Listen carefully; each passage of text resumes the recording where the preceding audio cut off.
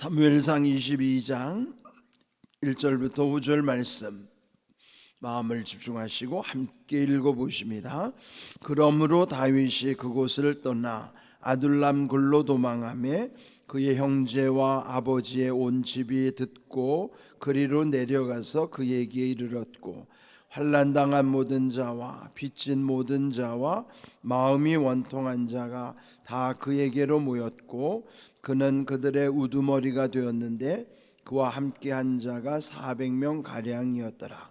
다윗이 거기서 모압 미스베로 가서 모압 왕에게 이르되 하나님이 나를 위하여 어떻게 하실지를 내가 알기까지 나의 부모가 나와서 당신들과 함께 있게 하기를 청하나이다 하고 부모를 인도하여 모압 왕 앞에 나아갔더니 그들은 다윗이 요새에 있을 동안에 모압 왕과 함께 있었더라.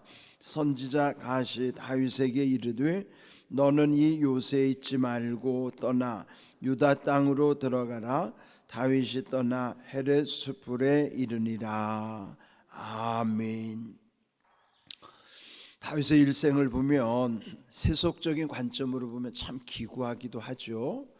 그렇지만은 그런 이 고난의 과정 속에는 하나님이 그를 단련시키시고 후에는 또 이스라엘의 왕으로서 또 하나님이 크게 쓰시고자 하는 섭리가 있음을 우리는 이 말씀 속에서 깨닫습니다. 섭리라 하는 것은 하나님이 다스리시는 이치를 일컬어서 섭리라 하는 거예요. 그 섭리는 거스를 수가 없는 것이죠. 어제 말씀드린 것처럼 마치 우리의 삶에서 보면 숙명이기도 하고 또 하나님이 주시는 사명이기도 한 것입니다. 그러면 이 다윗이 지금 어떻게 그가 이동하는 경로마다 우리의 어떤 그 흔히 말하는 대로 그 흘러가는 그 삶의 여정이 있어요. 그 속에는 우리가 뜻하는 대로 가는 길일 수도 있지만은 때로는 떠밀려 갈 수밖에 없는 여건일 수도 있습니다. 다윗의 삶은 때로는 보면은 떠밀려 가는 인생 같기도 한 그런 모습이 있죠. 자, 오늘 읽은 말씀에 보면은 마침 떠밀려 어디까지 오는가 하면은 아둘람 굴 속으로 들어오게 되는 거예요. 그는 피하여 갔던 곳이 우리 앞에서 읽은 21장에서 보면 블레셋 땅으로 숨어 들어갔다고 그랬죠. 그런데 거기서 아무도 알아보지 못할 것 같았는데 오히려 그 블레셋 사람들이 다윗을 알아보고 또 블레셋 왕이 또 이제 다윗을 처단할 수 있는 그런 위기 속에서 결국 다윗은 정말 모멸감을 느낄 수밖에 없었지만은 미치광이 행세를 하면서까지 거기를 피해야만 했던, 그래서 찾아갔던 곳이 아둘람 굴입니다. 1절을 보시면 그러므로 다윗이 그곳을 떠나, 그곳을 떠났다는 것이 곧 블레셋 왕의 그 위험한 상황에서 탈출했었던 걸 말하는 것이죠. 블레셋을 떠나서 아둘람 굴로 도망하며 그의 형제와 아버지의 온 집이 듣고 그리로 내려가서 그에게 이르렀고, 이 아둘람이라고 하는 것은 말뜻 그대로는 피난처라고 하는 뜻이에요. 근데 이게 이 근동에 보면은 이게 자연 동굴들이 있어요. 이제 그 세월이 흐르면서 풍화가 돼가지고 자연 동굴이 많은데 이 아둘람이라는 곳은 누구도 참 찾기 어려운 그 요새와 같은 곳인데요. 근데 그곳으로 도망을 했는데 또 그 다윗의 형제 또 아버지의 온 집이 그가 그곳에 있다는 소식을 듣고 내려가서 그에게 이르렀다 그랬어요. 여기 내려갔다는 말은 지형적으로 내려간다는 의미이기도 하지만은 그의 그 삶이 그렇게 기울어져 있다는 의미이기도 한 것이죠. 내리막길 인생을 산다고 하는 것이 인생의 고통을 겪는 시기죠. 이런 힘든 상황 속에서 그래도 다윗은 자기의 부모 형제를 챙기는 거예요. 이런 위기 속에서 그래도 가장 자기에게 힘이 되는 건 혈육이잖아요. 물론 다윗의 혈육이 또 뭐 그렇게 사이가 좋았던 건 아니잖아요. 형제들과도 또 뿐만 아니라 시편 27편 10절에서 우리 이미 앞에서도 나눴던 말씀인데요. 그는 부모가 자기를 버렸던 적이 있었음을 그 말씀 속에서 고백하는 내용이 있어요. 그걸 보면 다윗은 부모 형제들을 통해서도 이미 상처를 받았던 경험이 있는 사람이죠. 네, 그렇더라도 그래도 부모 형제를 챙겼다고 하는 것, 또 이런 어려운 상황 속에서는 혈육이 그래도 큰 힘이 되고 위로가 되겠죠. 그런데 그 혈육만이 그 아둘람 굴로 온 것이 아니라 2절을 보시면은 환난당한 모든 자, 빚진 모든 자, 마음이 원통한 자들이 다 그에게로 모였다 그랬어요. 아둘람 굴에 도피하고 있는 이 다윗의 소식이 어떻게 아름아름 알려져서 다윗과 같은 처지에 있는 사람들, 여기 보면 크게 세 부류를 언급하는데요. 환난당한 모든 자, 환난을 당했다는 것은 사울 왕의 통치하에서 정치적으로 탄압을 받는 이들. 어떤 시대든지 보면은 그 통치자와 맞지 않아 가지고 고통을 겪는 이들이 생길 수밖에 없어요.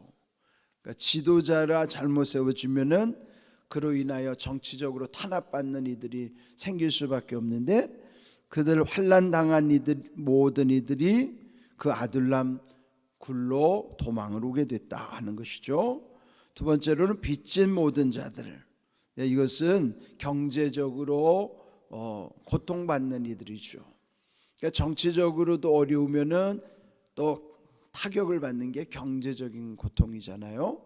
그러면 결국 그들 빚진 자들도 이 아둘람 굴로 모여드는 것이에요. 세 번째로는 마음이 원통한 자들, 그러니까 마음에 상처가 있는 이들. 그는 뭡니까? 서로 관계에 있어서, 여러분 이 관계의 어려움이라는 게 참 얼마나 고통을 겪는 일인지, 어제도 소망의 기도에 함께한 이들 중에 보니까 그 관계의 힘든 과정, 누구와 이렇게 상처가 있고 그런 것을 놓고 기도하는 분들이 꽤 많았어요. 하나님은 우리에게 관계를 통해서 복을 주시는데 우리끼리 그걸 감당하지 못할 때는 오히려 관계의 어려움을 겪고 또 오히려 잘못된 관계로 인하여 힘든 삶을 살아가는 분들도 적지 않아요. 그런데 여기에 이 마음이 원통한 자들도 다윗이 아둘람 굴에 있다는 소식을 듣고 그곳으로 모여들기 시작하는 거예요.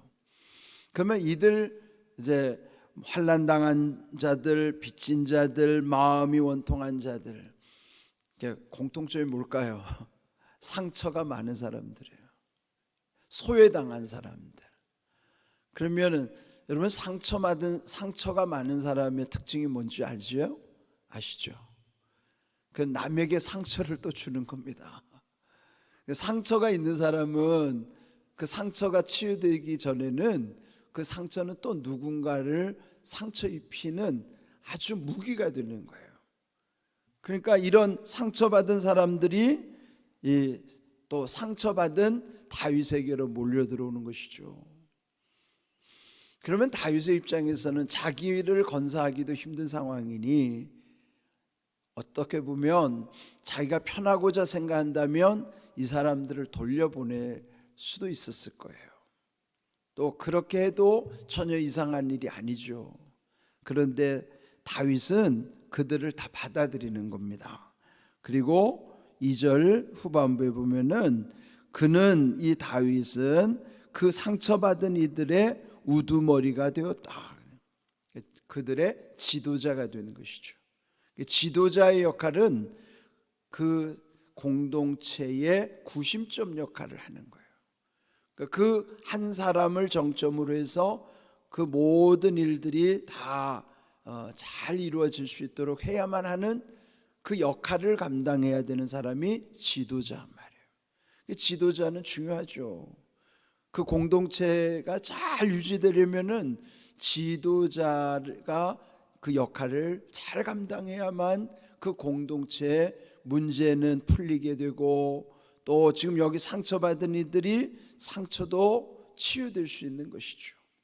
그런데 다윗은 하나님이 함께하는 사람이기 때문에 그도 상처받은 경험이 있으므로 또 하나님의 그의 상처를 치유해 주신 그 은혜를 먼저 경험했다는 것이 중요한 거예요.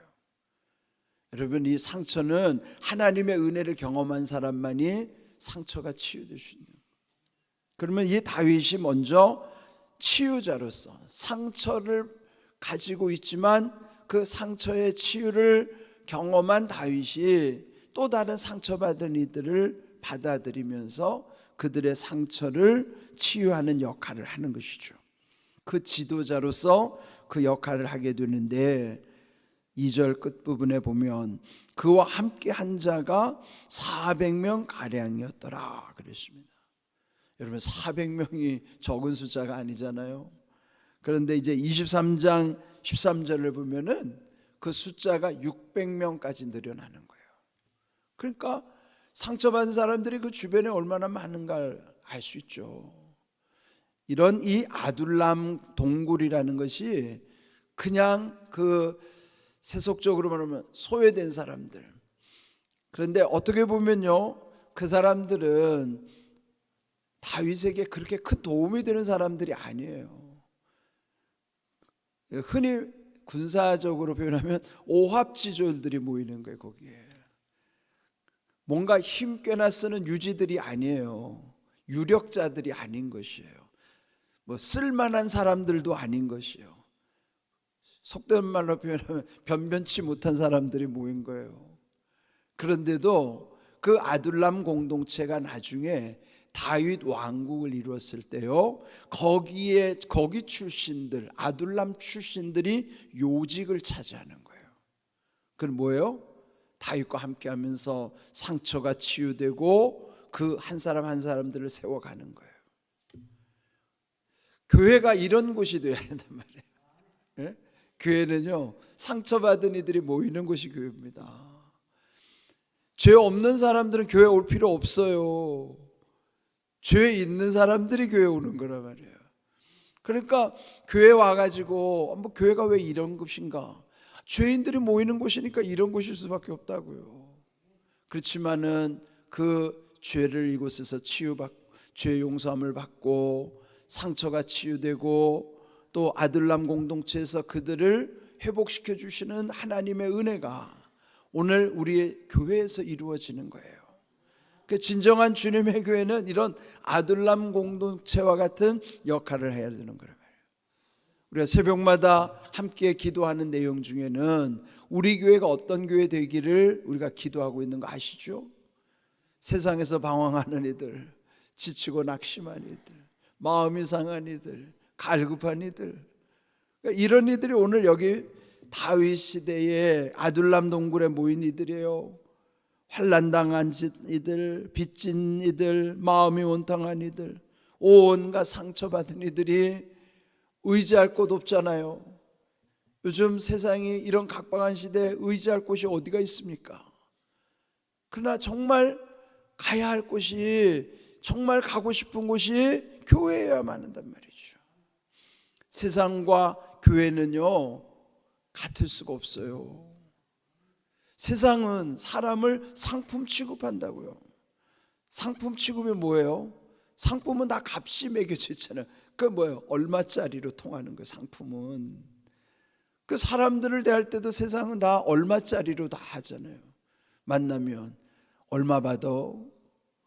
직장에서 얼마 받냐는 거예요. 그 직장에서 얼마 받는 게 그 사람 상품 가치라고요. 그 다 얼마짜리로 다 통하는 거예요. 뭐 옷을 입어도 그거 얼마짜리야, 백을 들어도 그거 얼마짜리야, 다 얼마짜리로 통한다고요. 그게 뭐예요? 세상은 다 상품으로 여기는 거예요. 사람마저도 상품 취급한다고요. 그래서 뭔가 좀 값이 나가는 것 같으면 뭔가 거기에 이목이 집중되고 그 사람을 우러러보고, 그렇지 못하면 아주 상품 가치가 없으면은 아예 무시해버려 말이에요. 근데 하나님은 사람을 상품으로 보지 않아요. 다 걸작품이라고요.